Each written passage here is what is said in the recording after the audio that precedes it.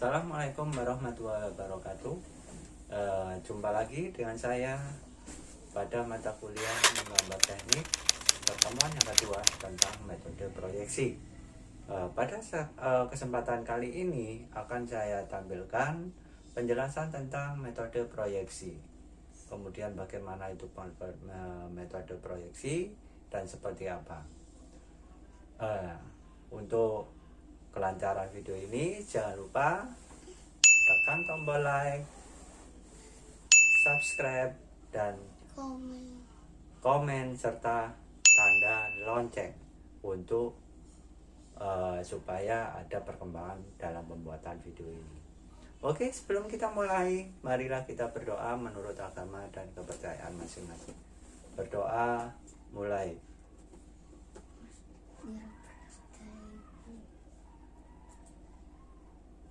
Berdoa selesai. Baik, kita mulai dengan materi ini, metode proyeksi. Sedangkan materi perkuliahan yang akan saya jelaskan, yang pertama tentang berbagai metode proyeksi. Apa saja itu metode proyeksi, kemudian proyeksi ortogonal seperti apa, dan proyeksi pada gambar kerja, bagaimana itu. Gambar di sebelumnya akan saya jelaskan gambar sebagai bahan teknik, sebagai bahasa teknik. Di sini akan saya jelaskan berikut ini. Projection dibagi menjadi dua. Yang pertama proyeksi secara pictorial dan proyeksi secara ortografik. Di mana proyeksi secara pictorial keluarannya adalah secara perspektif, oblik, dan ujung akhirnya yaitu berupa visualisasi dari sebuah gambar. Sedangkan proyeksi ortografik ada dua aliran, yang pertama first angle dan third angle, dimana itu yang akan kita gunakan dalam proses gambar teknik ini. Dimana pada ortografik di sini ada spesifikasi dari gambar. Selanjutnya proyeksi perspektif. Bisa kalian lihat dari gambar berikut ini. Kemudian proyeksi sejajar. Anda perhatikan gambar berikut ini. Seperti apa proyeksi sejajar?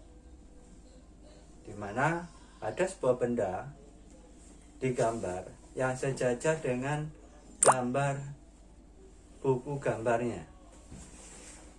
Selanjutnya proyeksi miring, di mana benda digambarkan dalam keadaan miring, kemudian kita gambarkan pada media gambar.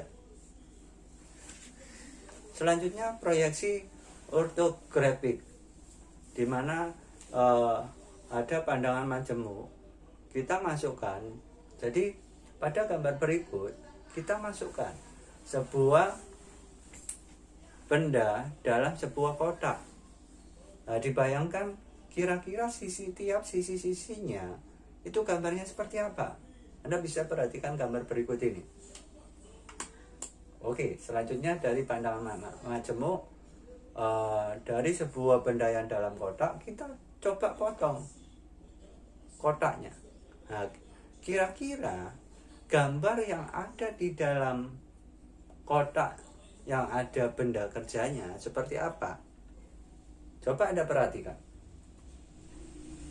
Kalau dibuka, gambarnya akan terlihat seperti ini. Oke, sudah paham di sini? Saya lanjutkan. Kemudian 6 bidang proyeksi ortogonal, di mana ada 6 bidang yang posisinya tidak sama. Ada 6 bidang yang berbeda pada masing-masing posisinya. Kemudian bidang proyeksi kuadran, di mana di sini berpatokan pada dua aliran. Yang pertama dengan sudut pandang pertama atau bisa disebut proyeksi Eropa, dan sudut pandang ketiga bisa disebut sebagai proyeksi Amerika. Jadi kalau proyeksi Eropa, benda pada kuadran pertama. kemudian digambarkan pada masing-masing sisinya. Sedangkan proyeksi Amerika terdapat pada kuadran ketiga. Ini untuk lambang dari gambar kerja untuk sudut pertama seperti apa, sudut ketiga seperti apa. Nah, ini perbedaan antara proyeksi Eropa dan Amerika. Coba Anda perhatikan gambar berikut. Jadi tampilan ada sebuah benda. Kalau proyeksi Eropa seperti ini, Anda perhatikan. Sedangkan untuk proyeksi Amerika seperti gambar berikut. Kemudian ini perbedaan antara Eropa dan Amerika. Sebuah benda kerja, gambar kalau dengan menggunakan sudut pandang pertama seperti ini dan sudut pandang ketiga seperti ini. Dan ini ada gambar semacam topeng las.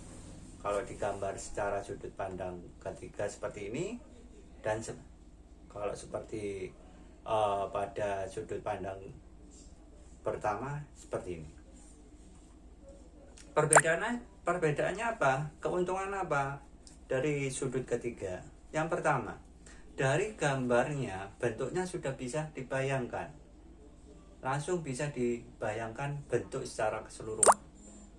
Kemudian yang kedua, gambarnya mudah dibaca karena sisi antar sisinya gambarnya saling berdekatan. Kemudian keuntungan yang ketiga apa? Yang ketiga, pandangan yang berhubungan satu dengan yang lainnya didekatkan saling berdekatan. Dan yang terakhir keuntungannya mudah untuk membuat pandangan tambahan dari sebuah benda. Oke, saya rasa untuk pertemuan kali ini cukup sekian. Terima kasih untuk pertemuan proyeksi sampai di sini.